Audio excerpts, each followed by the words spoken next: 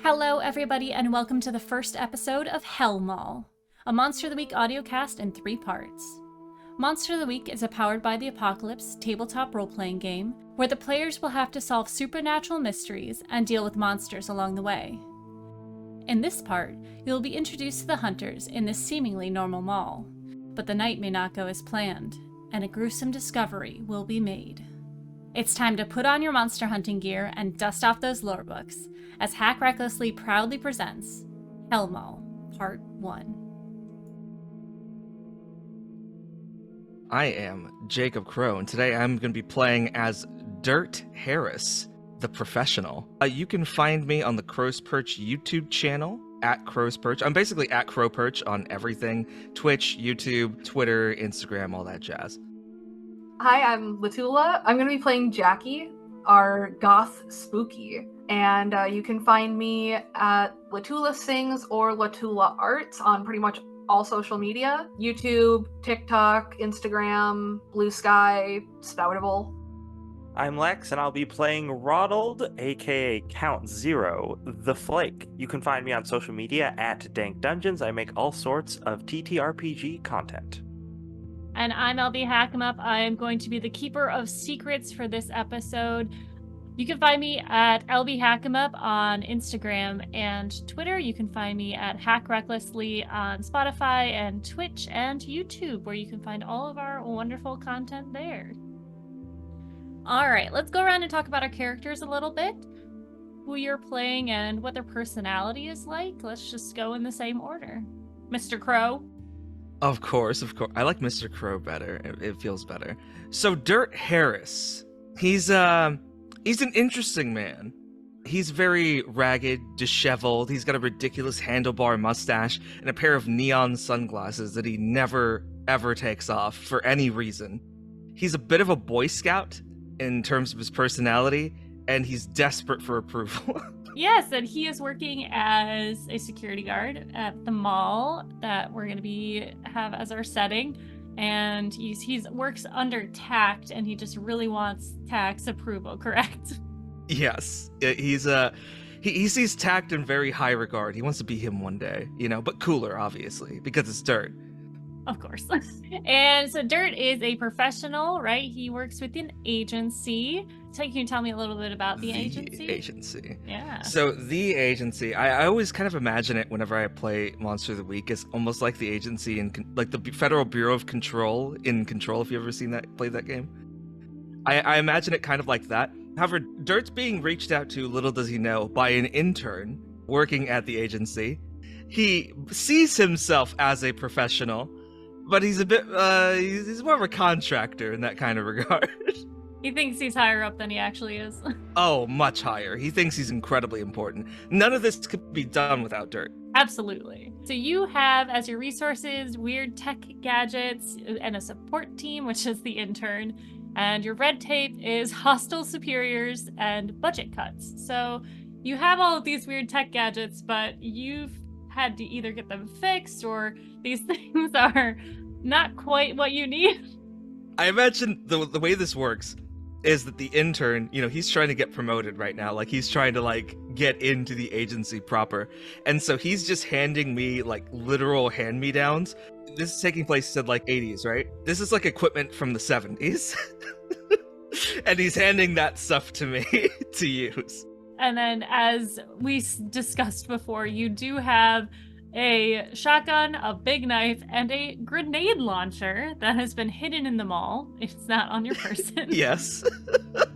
But those are things that you could use throughout the mission, whatever is going to come up in this interesting mall activity that's going to happen. Yeah.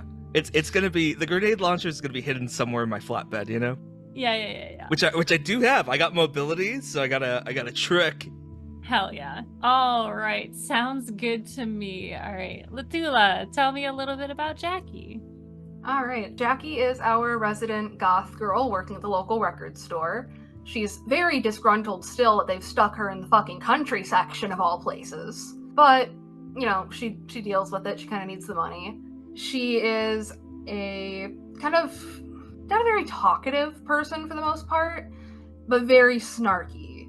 she is not afraid to just, like, insult people to their faces and openly tell people they're fucking batshit and to voice her doubt at certain things, but she is also genuinely petrified of her own powers. She only awakened to them about a couple months ago, really, and she only really recently awakened to her powers, and they do absolutely haunt her. So she does not look like she has gotten much sleep, which is kind of how most goths look anyway, but even more so than your average goth. The sunken eyes are not just makeup. Underneath the makeup are actual bags. Yeah, she just like draws them on even thicker because it's an aesthetic now. Weapons-wise, she has a hunting rifle and a big knife. I would say she doesn't have a car. She gets dropped off for work by her roommate, so I would say trying to figure out how she would even have the rifle.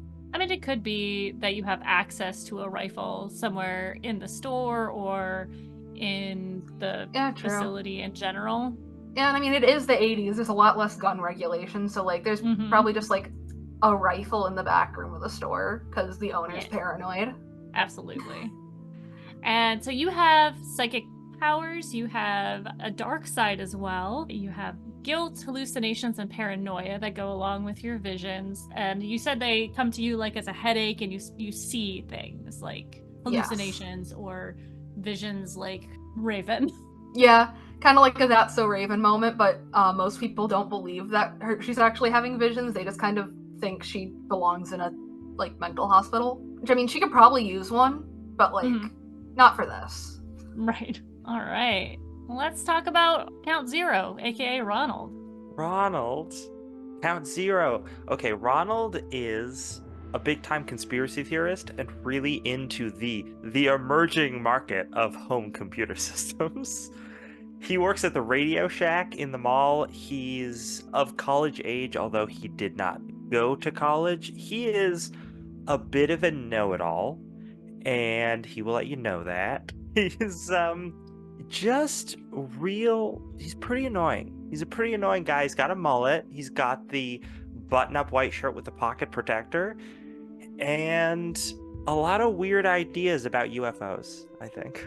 Yeah, he's a conspiracy theorist. Is that correct? Oh yeah. He's really into it. He's a lot of his things is like the conspiracy theorists are what they want you, or I'm sorry, the conspiracy theories are what they want you to believe. It's really a layer deeper than that. It goes weirder, right? Yes, I love that. What's he focusing on right now? Like, what is the main conspiracy that he has latched onto? Oh gosh, I think because the mall has an arcade, he's lately gotten really into Polybius, which is that like fake arcade game from the 80s that's supposedly like a government psyop to like brainwash people or something. Yeah, drove people insane and made them sick. You have a revolver and then a bunch of other sort of flashlights and knives and stuff. Let's talk about how you guys know each other and how well you all are friends or acquaintances. You all work at the mall together, so you are close in that regard. It's a camaraderie situation because you all have to deal in retail in some aspect. So how do you guys all know each other and interact with each other? Well, when it comes to Dirt Harris here, he knows Jackie because she got put in the agency's watch list after she had awakened her powers. And when it comes to Ronald, I imagine Dirt is a bit of a conspiracy theorist himself.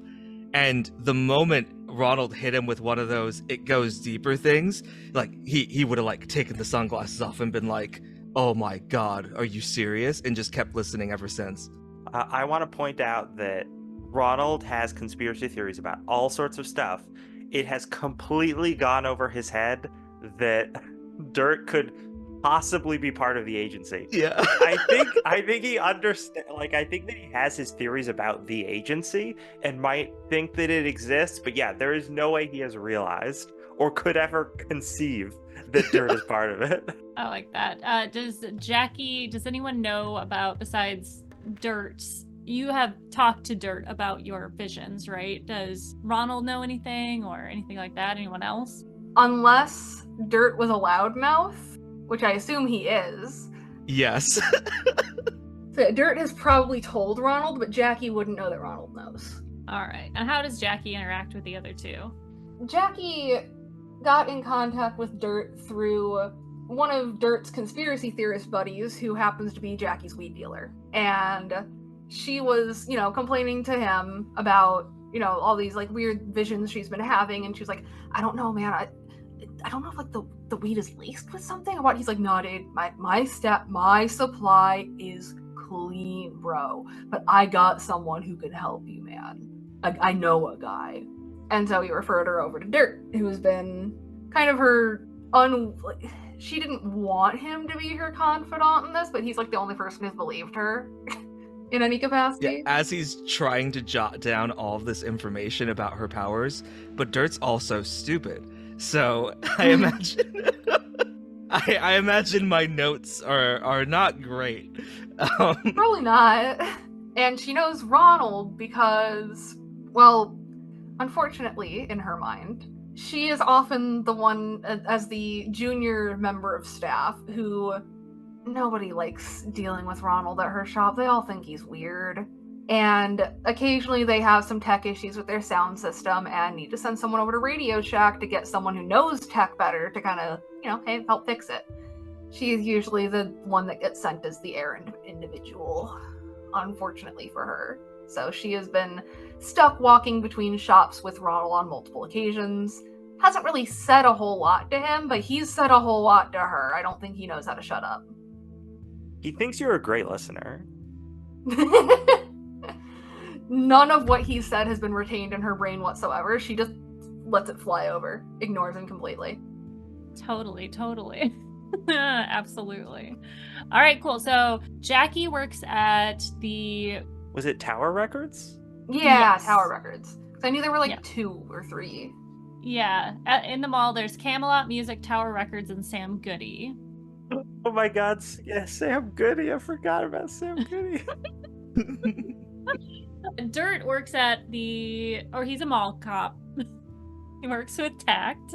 And then Ronald works at the Radio Shack, is what we've established. Yeah, we love that. Okay. Anything else you guys want to discuss before we begin? Did Ronald go over how he knows everybody? Sorry.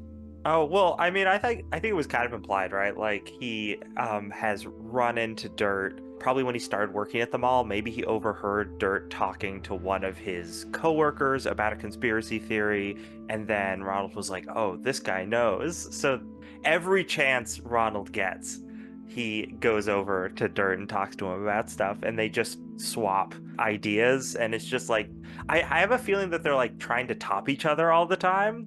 I think that would be really fun. Yeah. They're just world building at this point. Yeah, it's all lore. It's all lore. And yeah, I think he knows Jackie just because he assumes that, because all these different shops need help with their audio equipment, because for some reason they can't figure this basic Able configuration out. I mean, people don't understand how many ohms they need to send into these speakers. I don't get why. But, Jackie's the one who always comes over because Jackie gets the privilege of being the one who comes over to get him. The only other thing, as far as the mobility goes for Dirt, everything will be taking place in the mall. You can have your car parked like in the garage, but I was thinking maybe having something else like a golf cart in the mall, like something that you use to travel around would be better. Okay. I do like the golf cart idea. We could do the golf cart. I like that a lot. Okay. It has tough though, so it's a tough golf cart. The It's golf reliable. carts are tough. I don't know if This you've one's ever flipped flipped a golf over. cart before. But Yeah. they are tough. All right. Are you ready to begin this mystery? The year is 1986. Top Gun has just hit theaters. Randy Travis and the Beastie Boys top the charts. Dragon Quest, Metroid, and The Legend of Zelda capture the attention of young people everywhere, as arcades are one of the most popular pastimes. Big hair and high-waisted jeans are all the rage, while rock culture promotes tight pants and leather jackets. Kids spend their free time in the mall with their friends, finding bitching new outfits and stellar greasy food at the food court. Our story takes place in one such mall. The Conewango Creek Galleria sits in the center of Russell, Pennsylvania.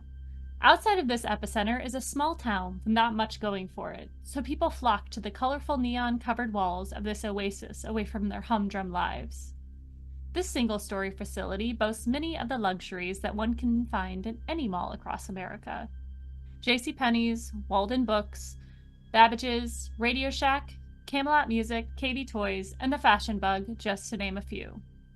On this Friday evening, the bustle of the mall is coming to a close as closing time approaches. Many of the shops have pulled down their security doors and locked up for the night, but some remain occupied by the employees within. A few of the mall denizens have decided to get together after hours to occupy the sharper image and watch the newly released shopping mall movie on the massive 27-inch TV inside, with all its 480 resolution glory. But on this night, something more sinister lingers in the air. As the quiet darkness washes over the barren halls, an evil awakens. Let's talk about where everybody is and what they're doing. The mall is closing. You have your closing duties. Pretty much everyone is gone. Let's find out what Jackie's up to. You are in Tower Records. There is one of your co-workers who is hanging out with you, Shannon. She is a smart girl, very interested in the pop music of the era, just kind of excited to be going to this party, but nervous because her friend Tammy is taking her there. She kind of turns to you, and as she's sorting through some of the records that she's putting back, and she says, "So, are you coming to the movie tonight?" Yeah, I mean, I'm just looking forward to seeing it anyway, so might as well. Less crowded than a theater. Exactly. And they have, I mean, the theater's great and all, but it's kind of nice to just hang out with people and watch a movie where you can, like, talk and not really have to worry about it, but also, like, listen. And I know it's a horror movie, and I don't know how much gore is going to be in it. I'm a little nervous about that. Well, I mean, with a name like Chopping Mall, you can only assume. I know. And we're watching it in the mall, which is kind of creepy, too. Thematic, I'd say, for sure. But honestly, I'm just hoping to be able to enjoy the movie and have some popcorn that's a little bit better than what this theater has. Yeah, true. Are you, like, gonna meet someone there or anything? No, not really. You? Well, I mean, Tammy's taking me, but I don't know. I was kind of excited to see Rico there. Well, good luck. I'm just going to enjoy the horror. Right.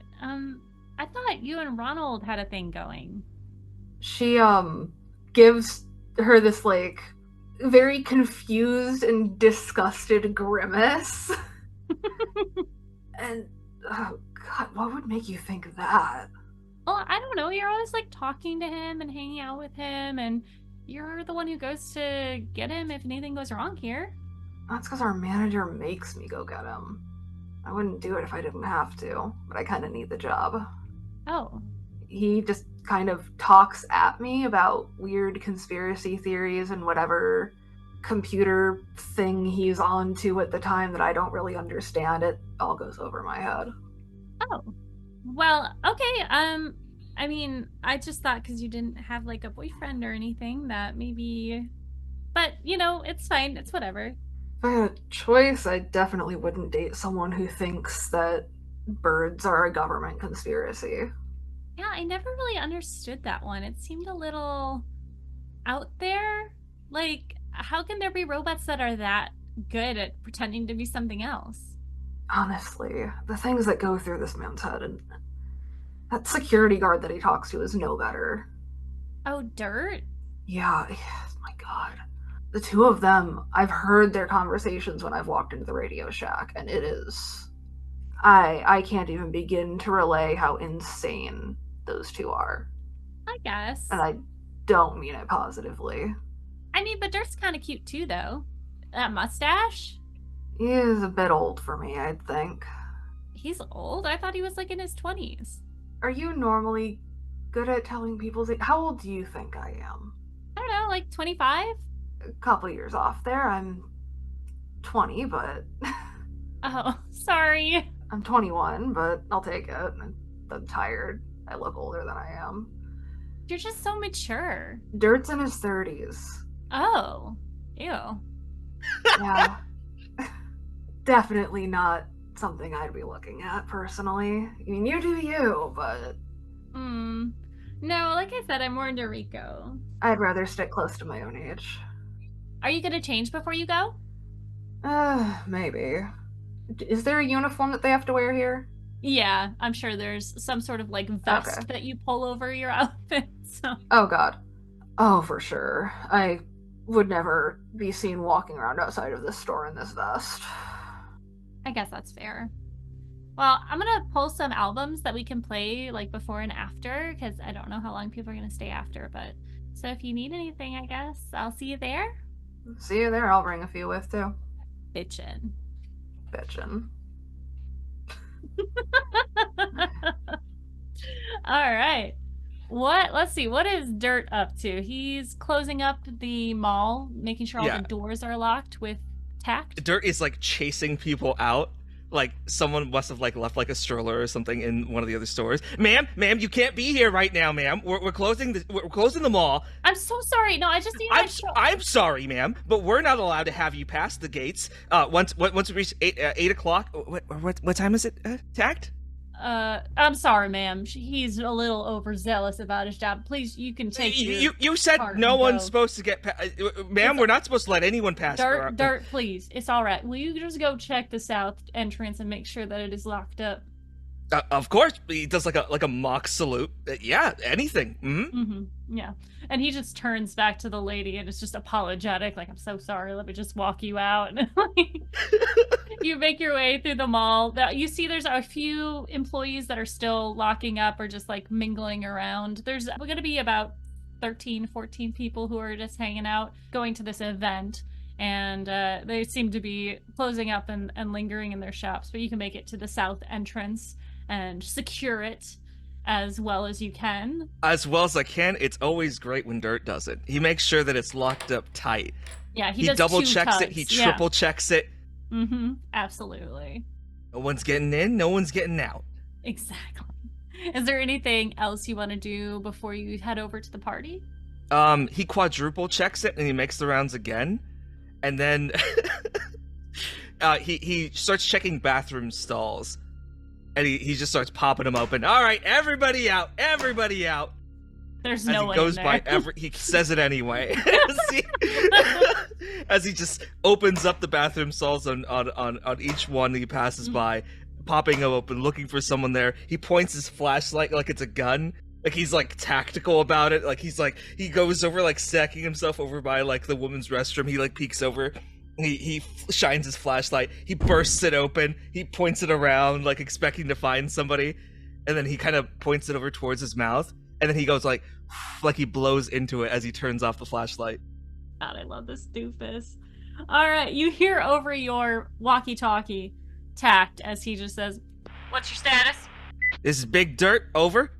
I know who it is. There's only 2 of us with this frequency. What's your status? The keep is secured, sir. All right. So he just doesn't know what to do with you. All right, it's 8:15. If you want to clock out, or are you gonna be doing your extra walkthrough? Dirt kind of like thinks about it for a second. I'm gonna do one more pass around. Off the clock, of course. I don't want to waste company time just in case I made a mistake. Of course. I'm gonna head back to the office and start working on paperwork, alright? Gnarly. Sir, I mean gnarly, sir. Over and out. Over. Alright. Go ahead. And then Dirt starts to make his way. He was about to do like a 5th check, but then he's like, okay, he's gotta clock out first, and then he's gonna start handing it over.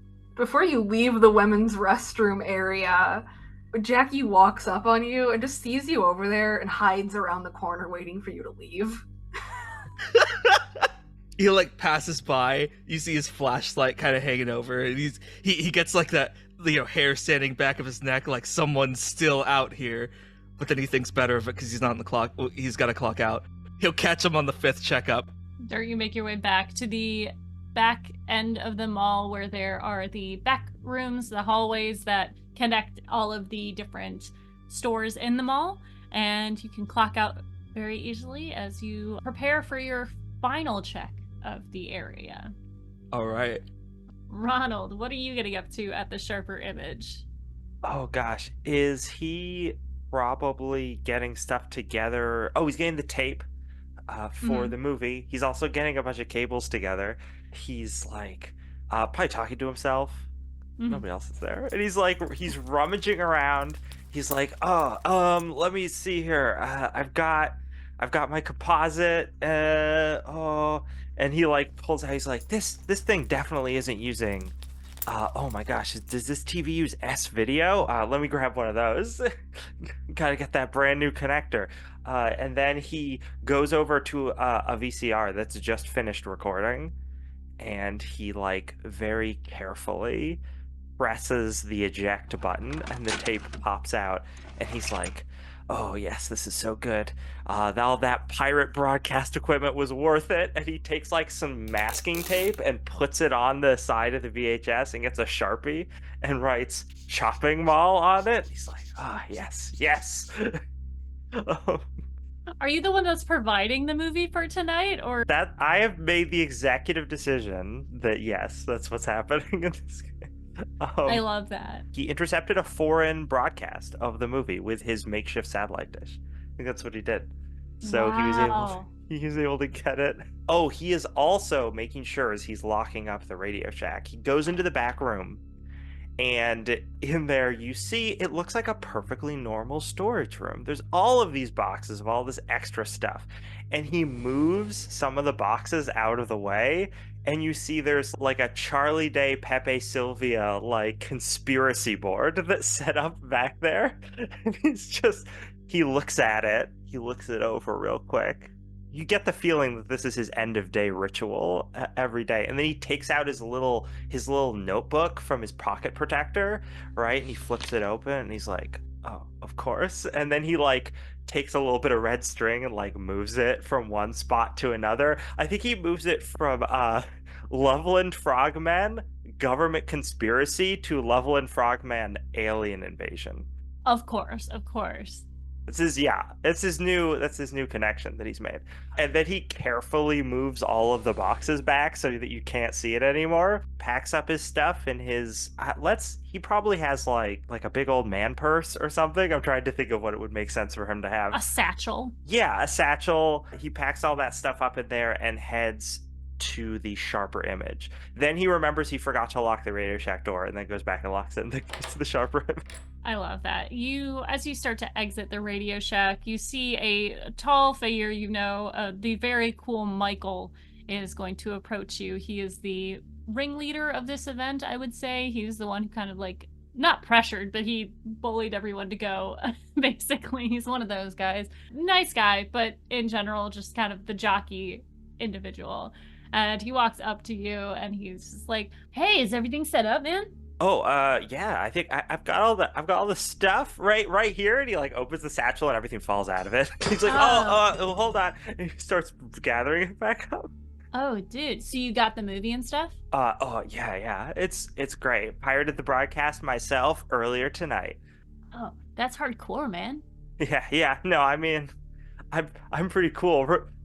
Remember when we were in high school and you used to stuff me in my locker?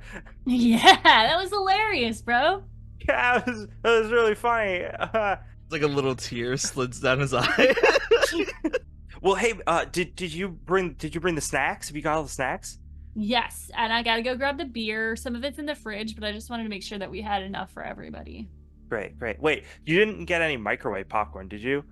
Yeah, I mean, how else are we gonna cook popcorn? You don't, dude. The microwaves, they will melt your brain, man. You gotta be careful with that. You gotta get the stovetop popper one. What? But the government regulates microwaves, right? So they should be fine. Yeah. Like the government wants what's best for you. You just keep on thinking that, man. Oh shit. Well, I mean, maybe they'll have some at the 7-Eleven or something. I could go get some real fast. Yeah, definitely. I mean, better safe than sorry, right? I guess. Man, I didn't know it was so dangerous out there. Oh, half the things on the consumer market alter your genetic code. Whoa.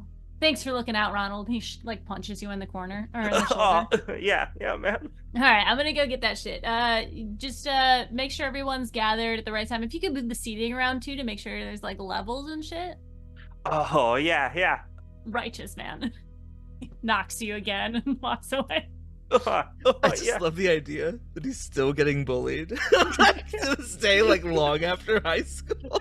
As Bowling for Soup has told us, high school never ends. Mm-hmm. All right. So you guys begin to gather yourselves. You make your way towards the Radio Shack. Is there anything you guys want to do before the event starts proper? That's a good question. So I imagine it took like forever for Dirt to finally show up because he did his 5th pass through, and he missed Jackie because he forgot to, because he didn't want to intrude in the women's restroom again, especially now that he's off the clock. So he would have passed right by at that point. And I imagine he'd see Ronald doing the whole little setup, right? Oh yeah, absolutely. So he goes over, he's trying to still look like he's doing a security job, so he has his hands kind of folded over themselves, and he kind of slowly scoots over to where Ronald is, and then he kind of looks over what he's doing. Ronald's marveling over the fact that this television has an S-Video 4-pin connection. He's just like, I can't believe how high-tech this is. Oh my god, this is so... Oh, Dirt. Thank goodness you're here. Shh. I'm keeping an eye on things, okay? And then he reaches into his pocket. He pulls out like a folded up piece of paper, and just like without looking at Dirt, he like passes it to him. Dirt, with his hands folded in the least nonchalant way possible, slowly scoots over to try to pick it up.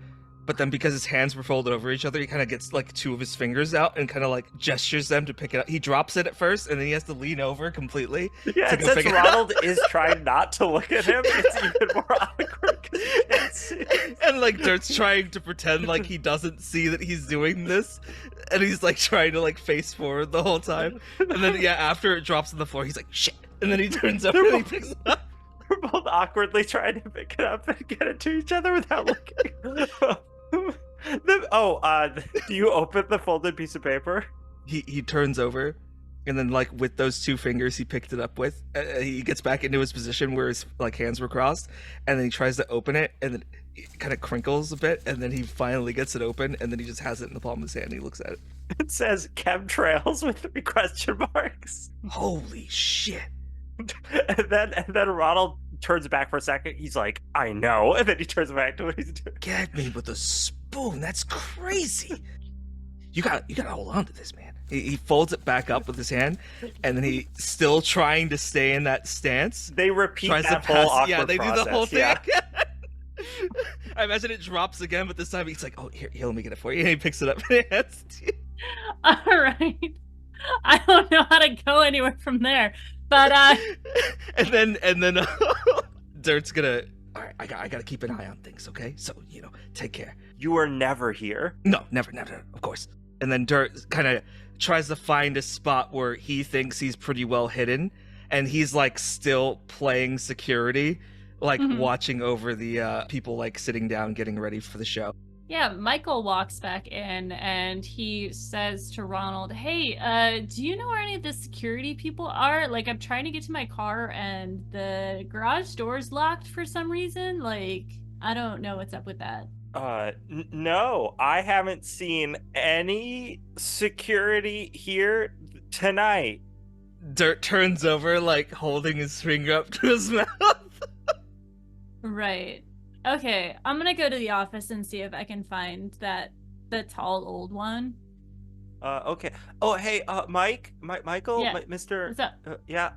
So I was gonna move the couches, but I can't lift them. Could someone help me with that? Oh, yeah, no problem. I'll send Clarence in, and he can probably, like, do you need like more than one other person, or? No. I just need a little bit of help. I'm yeah, man, I'm good. Yeah, all right. Cool. And then he tries to punch Michael's arm, but he like misses slightly and like punches his like elbow a little bit. He just kind of like looks at his arm, looks at you, and goes, "You're a weird dude," like in a positive way, and sort of walks away. But he is gonna go try to find tact and see why that door is locked. What is Jackie getting up to before this event? After, sneaking a smoke in the bathroom, she's gonna head over to the party. See if there's anything anybody needs, or mostly just kind of chill in the background and Mm. try not to draw too much attention. Though it's a little hard too with how she looks. Hard not to draw attention with, being an 80s goth, but Yeah. You pass by the Walden Books, where your dear friend and stoner conspiracy theorist Ricky, also probably your drug dealer, works. Definitely my drug dealer. And he is going to see you pass by, and he's gonna quickly close up the shop and try to lock up the door. He said, Jackie. Oh, what's up? Hey, I was just wondering if you needed more stuff anytime soon, because I'm gonna be getting a big shipment in, and you're one of my top clients, so I just wanted to make sure you were covered. Fuck yeah, dude. Hell yeah. Okay. We can discuss it later, but maybe would you we could go out for a movie or something? I know we're going for a movie, but do you for later too? What's your damage, dude? Are you okay? What? No, never mind. You going now to the shack? Yeah, I was heading over. Right. Cool. All right, let's just go. Why are you being so weird? He starts walking. She kind of rolls her eyes and puts her hands in her pockets and keeps going. In the pockets of her leather jacket, but still pockets nonetheless. Yeah, everyone's gathering at the Radio Shack. You have Tammy, who was co-worker of Jackie. There's Sally and Robert, blonde couple that are really just never apart. They dress similar. Sally's very into couples outfits. Shannon is Jackie's coworker. Tammy is her best friend, and they're together sort of chatting it up. Clarence, who is a jock who just wants to party. Boy, does he love partying. And then there's Rico, who's interested in Tammy, but very shy about it and would never say anything, especially since Shannon likes Rico and the whole complicated thing. You have Leslie, who's kind of the mom of the group, and she's making sure that everyone's okay, and that she's planning out where everyone's sitting at this point and trying to determine what order everyone's going to be in. And then Michael is off. Ricky is walking in, and the only other person that is supposed to be there is Travis, who is kind of the gamer nerd who works at the arcade. But as you're walking in, and Dirt, you could probably hear this too, you hear heavy metal music playing from sort of the other side of the mall. The speaker systems in this mall aren't the best quality. Records obviously give the best quality when you're trying to listen to music in general, but this seems to be almost a live music quality, you are hearing something from its source as opposed to a recording.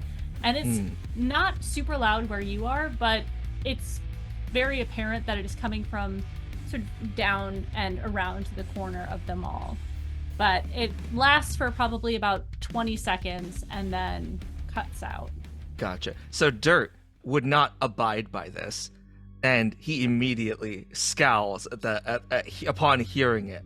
Oh, they turning their music all the way up when we're playing all these movies over here? So he's got his fists clenched at the moment. He's gonna give them a piece of his mind. So he starts storming out. He passes by Jackie, I imagine, right when she's walking through. Oh, Jackie, is that your boyfriend? I know you're dating your drug dealer. God, no. Oh, okay, I get it. And he winks, looking over towards the guy. She just lets out the heaviest sigh and kind of pinches the bridge of her nose. Righteous. Anyway, I gotta stop something. We got an injustice happening right now, and I'm gonna put an end to it. Injustice? Oh, you'll see. He starts walking by where he heard that music, and even from here, he's calling out, "Hey, turn that shit down!" Ronald and Jackie, you hear, above the clamor of the people talking in the Radio Shack, you hear Dirt yelling across the way. So Ronald, even though you didn't hear it, something's happening outside. As Dirt starts to make your way through the halls, you run into Michael, and Michael approaches you and just says, hey, so they were saying, I talked to Tact, and he said that the door shouldn't be locked to the garage, and it is locked, and I can't get out there, and I need to get the brewskis.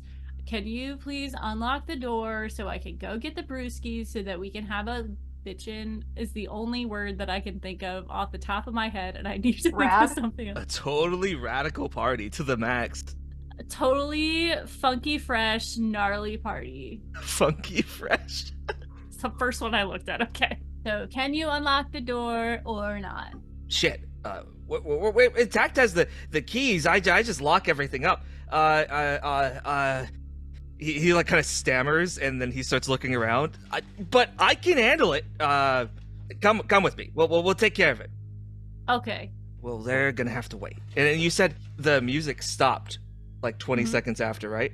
Yes. Well, looks like they learned their lesson anyway. All right, come on. Let's go open it up. Yeah, you make your way to the garage door, which is just like the entrance for all the employees of the mall. And normally this door is unlocked until the last person leaves, which is normally Tact, who has to close up everything. And because you guys are having this party, he is staying late, even though he's not participating because he is too old for this shit, 2 days away from retirement. And you get to the door and you go to push it open. It is locked. And as you kind of look, it is a key lock system, but it is supposed to lock, you can lock it from the inside, but the key to lock it goes into the outside. Okay, so it's one of those like push doors, but it has like the little keyhole in there. Yep. Yeah, but normally the keyhole is on the outside and you lock it from there. So there's like a little sort of knob that you can turn to lock it. And as you fiddle with the knob, the door still won't open. That must have been an accident or something. He keeps trying it. Oh, come on, this is bogus. Yeah, These kinds of things happen. Sometimes the door gets stuck and... Oh, fuck, I didn't accidentally lock this one, did I? He starts, like, muttering under his breath. Like, I'm not, like, a genius on this sort of thing, but, like, it locks from the inside, right? So someone would have to, like, lock it from the outside and disable it so that we can't open the door, right? Yeah, but we got master keys for this kind of thing, Right. Let me just talk to Tact real quick. He's got the key ring. Okay. Does Dirt still have the radio on him? Yeah. Big Dirt, Big Boss, you got that key ring still on your boss? You're still on the clock, right? I know I'm not on the clock. I'm sorry for calling you. I'm so sorry about that. Yeah, what's the problem? Dirt realizes that by saying this, if he accidentally locked the door, he'd be telling on himself. Oh shit, he kind of mutters. I think one of the people in the mall must have accidentally found a way to block the door. I might have locked the back door to the garage. Well, you're inside, right? Yeah. Right. Did you put something in front of the door on the outside? I don't think I did. Then how could you have locked the door and be unable to open it from the inside, son? Well, you see, the door is locked. We can't go from the inside to the outside from the garage. All right, well, maybe you could go out one of the other doors and see what's blocking it. Oh, okay. Yeah, let's do that. Over. Okay, I'm gonna stay in the office and finish my duties in here. Y'all let me know when you're done with your little movie net thing. Of course, boss. He salutes, even though he's not there to see him. And he does it anyway, and he realizes he did it, and then he just kind of lowers his hand, like, awkwardly. Over and out. Over and out. Okay, so boss says, it should be open. But if it's not, there should be another door. We could figure it out. Okay, well, why don't you figure it out, and then just come back to the shack, and you can let me know, and I can get the brewskis. Sure, okay. So, Dirt's gotta try to get to the door from the outside, right? Yes. So he's gonna try to see if he can go out from one of the main doors then. Yeah, absolutely. All right, while you do that, Jackie, you have a move that you have to roll at the start of a mystery. Premonitions. Why don't we go ahead and roll that? Oh, boy. Ooh. Oh, boy. Oh, that marks an experience point. Yes, you do. That is a 5. That is a 5. On a miss, you get a vision of something bad happening to you, and the keeper holds 3. Oh God. Which is spent 1 for 1 as penalties to the rolls you make. Oh boy, that's rough. What are you doing? Are you not socializing with people at this party? At the moment, no. She kind of walked into the Radio Shack and found like a empty spot on the counter and hoisted herself up to sit on it. All right. As you are listening to the conversations that are happening in this room, you notice that Ronald is kind of off to the side, trying to interact with people. Oh, hey Leslie, how's it going? Oh, okay. Oh yeah. No, just let me know where you want me to sit later. It's no rush, whatever. The sounds sort of start to drown out as a headache starts to set in. You recognize this as one of the headaches that you get when you start having hallucinations and visions. And as it really starts to pierce in, you kind of close your eyes to dull out the pain as much as you can. And as the darkness of your vision shifts, you start to see like flames, these red and orange shapes, loud roaring of fire comes into your head, into your ears, and that drowns out all of the voices around you. You hear a laugh from a deep, almost monstrous voice that is coming through, and you start to see what looks like graphics on a video game as these little pixelated people move around a screen. The fire starts to erupt from these pixelated things and become very real as a roar mixed in with loud metal music, as this sort of heralding of this being that is being taken from this pixelated image into a more realistic form. You just see darkness and fire, reds and oranges, as a loud slash cuts through, and you hear this drowning of fire die down, and you hear a splash, and then a thud and rolling. And this sort of vision comes back to you as you aren't quite clear on what you've seen, but something bad seems to have happened or is going to happen in this vision that you've been given. As she's having the vision, she kind of scoots herself down off the counter and like sits on the floor with her, like knees up, that kind of deal. Because she's had these while standing before and she has absolutely fallen over during them. So she's gotten kind of used to safety precautions with it a little bit when she can. And she just starts kind of like holding her head. She probably lets out like a groan or two as it's going on. And as she kind of comes back to, she is very much like in a cold sweat and is hyperventilating and starts kind of frantically looking around at everyone and taking inventory of like, okay, nothing happened. Everyone seems to be okay. Everyone seems to be okay. Everything's fine. Just breathe. Ronald, you see this as you are trying to make small talk with people who are already in conversation. Yeah. So you are kind of taking stock of the room, and you see that Jackie is on the ground with her hands in her head. He awkwardly goes over to Jackie as quickly as he can. He's like, Jackie, are you okay? You didn't get too near a microwave, did you? Does he touch her while this is happening? Or does he avoid touching her? No, I think he'd be too timid to do that. Good for him. Good choice.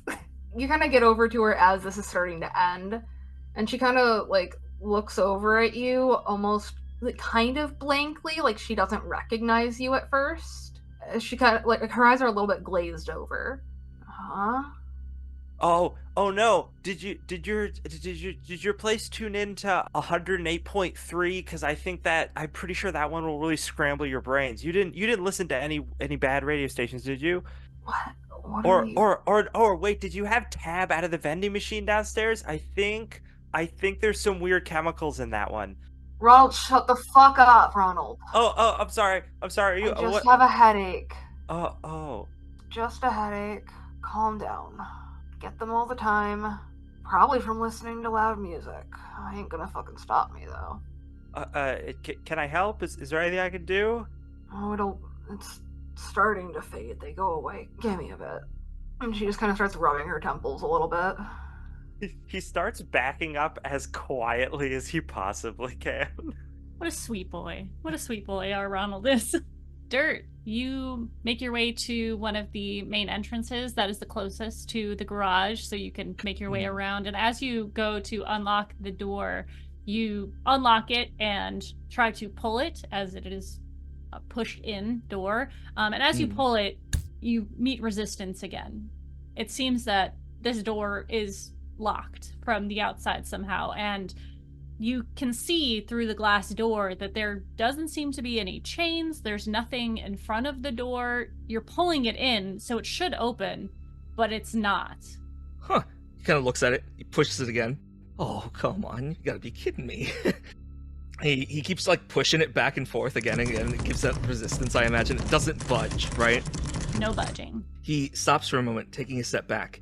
He thinks about calling Tact, and he reaches over towards where his radio is.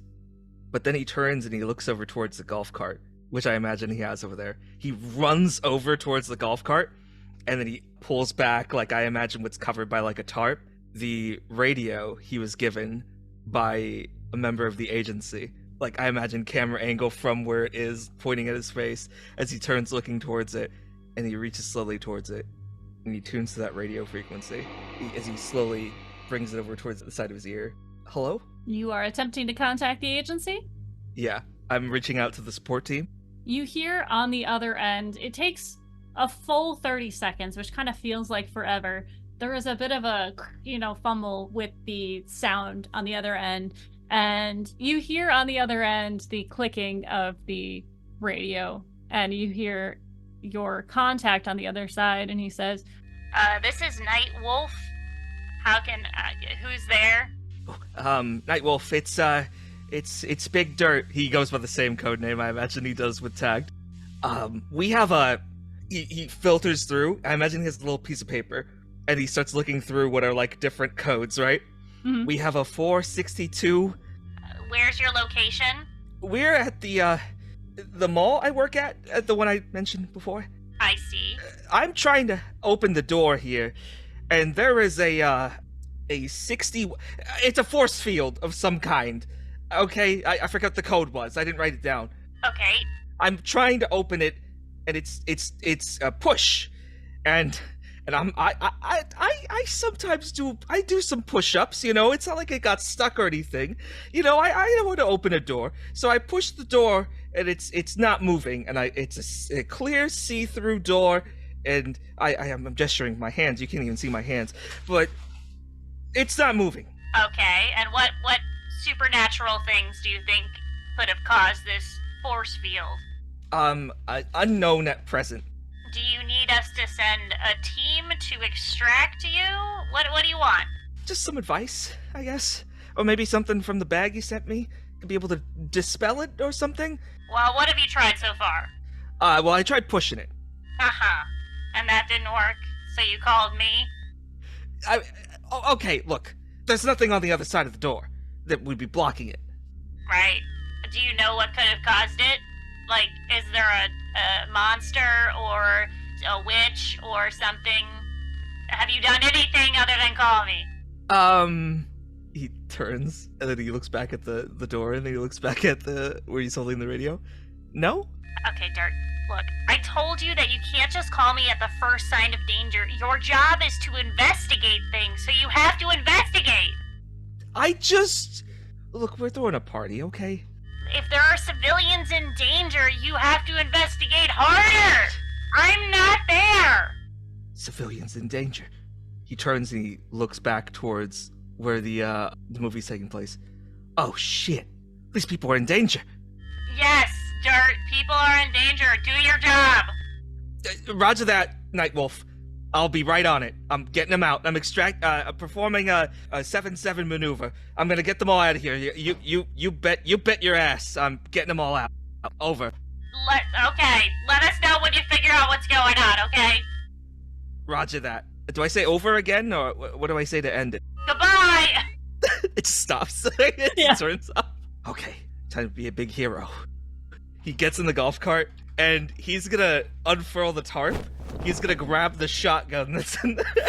these people are in danger. And he puts it in the middle slot of where the golf cart is, and he just starts speeding it out, and he's driving towards where everybody's at. Okay. You see, as you pull up, Michael has turned back to Ronald and is like, all right, well, they're figuring it out, I guess, about the alcohol. But if you could start the movie, and then if we can always pause it, right?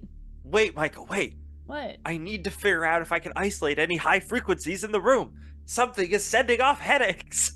He kind of looks around like he's confused. He's like, can you just hit play first, please? Hold, our brains could all be in serious danger of melting out our ears if I don't figure this out. He kind of turns to Rico and he's like, I told you we should have just done this without him. Ronald, Yeah. it is a medical condition. No one else is going to get a headache just because I have one. You're making it worse. Okay. All right. Okay. I guess we can watch the movie then. Leslie perks up and she said, hey, we can't start the movie without Travis. He was supposed to be here, right? Is he still coming? And everyone kind of just like there nobody really knows where he is, or it's like murmuring to each other. Oh, and Dirt's not here either. Well, wait, was he getting something? I imagine this when you hear like the like the golf cart driving it. It screeches and leaves like skid marks as you stop. He's like drifting this shit. Like he's like. One of the tags is fast and it is loud. So yeah, you'd hear this thing storming down the hall. Everyone's like, what's going on? What the hell? Stay late for a movie, they said. It'll be fun, they said. Everybody get the fuck out! And he like What? takes the shotgun, he like bangs it at the Whoa, top of the Harry, no, what the fuck, Dirt? I knew it! Don't you press that dial! What is happening here? Everyone is so like they're panicking, like they don't know what's going on. We have a 762. I mean, something's wrong here. Jackie stands up and goes, okay, Wastoid, take a chill pill. We're just here to watch a fucking movie, okay? What is your problem? Put the damn gun down. Ronald has hit the deck, reached into his satchel, pulled out his tinfoil hat, and stuck it firmly over his head. Michael stands up and he's like, okay, whoa, hey. Put the gun away. Who gave Dirt a gun? Is that real? Of course it's real. I imagine as he says this, his hand slips and the shotgun just like fires into like a window. The shotgun goes off, shattering one of the glass windows that is at the outside of this storefront. Everyone screams. And the girls and most of the people start moving out of this into the back area where it connects to the main back hallways. And I don't know if what you were trying to do, but you have induced a panic in these people. No one is hanging around. I'm here to help. Clearly. Dirt, what the hell is your damage, dude? My damage? Well, first off, I did a little bit of property damage, but that doesn't matter because I'm here to save some lives.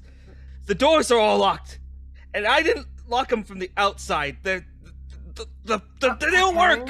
We're trapped in here. Then open a window. I didn't check that yet.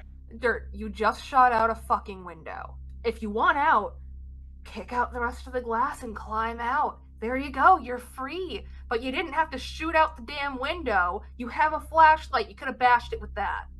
The doors aren't opening. None of the doors are opening. We can't get out. Then check the window. You're right. I didn't try shooting a window yet. You did shoot a window right fucking there, dumbass. Yeah, but that was interior. There's a difference. Ronald is going to jump up and try to... I guess the closest actual exterior windows would be in the hallway, right? They wouldn't be in the sharper image itself. There aren't really windows to the outside in the mall. I mean, there are the glass doors that open, but there are no, like, windows that you can see to the outside, besides, like, the glass sort of on the roof. Also, you could bash out a glass door. The doors are glass, my dude. They're not bulletproof. You're right. You got a good point. Okay.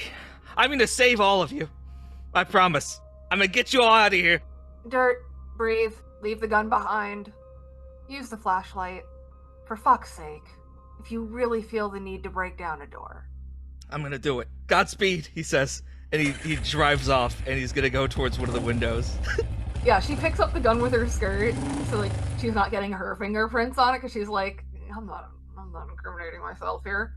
And she goes, and she, like, puts it behind the counter of the store, and then kind of goes to the back area and is like, Dirt's gone, he's disarmed, you can come out. Fucking idiot. The people in the back area, most of them have moved off. There are a couple that have lingered behind. They're very confused and scared at this point. But Jackie, your vision had some pixelated images in it. You know that if you're gonna find those things in this area, you're gonna find them in the arcade, which is also the area in which the metal music was heard before. Okay. I'm gonna go look for Travis. And she's gonna head over to the arcade. Ronald is going to poke his head up off of the floor and be like, maybe I should help. She kind of puts a hand up and goes, do what you want. Waves flippantly as she leaves the store. As Ronald gathers up his satchel, because he actually pokes his head in the back room. He's like, everybody stay put. We may have an electromagnetic situation. Everyone is very confused. Yeah. As he walks out, he's just like muttering to himself, like, what could cause the door to stop being open? Oh my gosh, magnets. Big magnets. Actually, he starts following Jackie, jogging to catch up with her, I think. All right, you guys start making your way to the arcade. And Dirt, you find yourself in front of the doors that you were trying to open earlier. You start banging on them with your flashlight. Yeah. And it doesn't seem to be doing anything to them. These aren't tempered glass. These are just normal glass doors. Double paned, but still. You should be able to make an impact in them. And it doesn't seem like you are doing anything to them. As you turn to, remember where you left the shotgun, you see Jackie and Ronald walking around the corner to go down to where the arcade is. Hey! You're not supposed to be in there. We're looking for Travis, asshole. It's an emergency! Emergency? You established the emergency! Oh, yeah, that's true. Well, I have to accompany you to make sure that no one steals anything. Fine. Then come with us. All we're doing is looking for somebody. He, speed walks over. Dirt, you join them. So the three of you make your way to the other side of the mall. The lights are low. There's nobody here. You can see the lights from the arcade reflecting on the tile floor that is in the hallway. And as you make your way in, you can see there's a bunch of different arcade machines. There's a token machine that you can put in money and get coins out. And it seems to be very standard if you've been in here before, but a very bright red light is kind of coming from inside and towards the back of this room. It's a large area. There are quite a few different arcades in here, and it's broken up into a couple different sections. They're very classic games, obviously, for the era. Some new ones that have come out, but from what you can tell at the very immediate walking into this room, it seems to be very standard. But the lights are off. It is just the lights from the arcade machines. Mm-hmm. How would you like to proceed? Ooh, first thing Dirt does is he reaches into his little fanny pack and he takes out what would look like almost like a stud finder, and he takes a little antenna out of it. So this is, for our sakes, like an EMF detector. And he starts, turning some dials and whatnot, and it makes this kind of sound as this green light flashes over to red back and forth. And he's using that as he's walking around. And Jackie's just looking at him like he's fucking insane. It's for hunting ghosts, just in case there's any wild spirits or witches. Have you seen a witch? You wouldn't happen to have seen any witches when you're walking around here, right? Unless you count me shoving a bunch of random crap in puddles as a kid and calling it a potion, no. Is that a joke? He turns concerned as he looks at it. Yes, it's a joke, Dirt. Oh, thank goodness. Ronald is going to whisper to Dirt, there have been reports of young children being precognition and assembling complex devices. Oh my goodness. That must be what happened. Don't encourage him. Sorry. No, I'm sure you're fine. No, how's your head? Are you okay? My headache would be a lot better if you stop encouraging Dirt. Oh, Oh, well, maybe we can cover more ground if we split up. I mean, it's a big arcade. Splitting up sounds like the thing that would happen in like a TV show, right? And then everybody gets killed?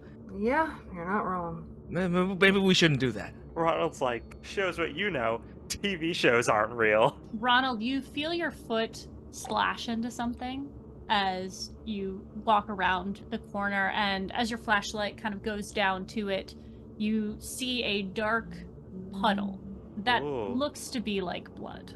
I'm gonna dip my pinky in and give it a little taste. How It is coppery definitely blood, and you should not do that. Yeah. You like spit it out. Oh, that's a lot real coppery. That's whoa. Maybe we don't go around licking random liquids we find on the floor. His face quickly goes from like, yeah, he's so proud of himself that he figured it out, to horrified, and then he's just like, guys, there's bodily fluids over here. Bodily fluids everywhere in this mall. You move your flashlight up, and as you do, you see the back of someone's head on the ground, surrounded in blood, and you quickly realize it is no longer attached to the body. And as this scene plays out before you, the flashlight moving, you standing up, understanding what is in front of you, there is a body on the ground with a decapitated head next to it, a pool of blood around it, and it is in front of a game that you do not recognize. It has a bright red cover on it, and it seems to be on and active.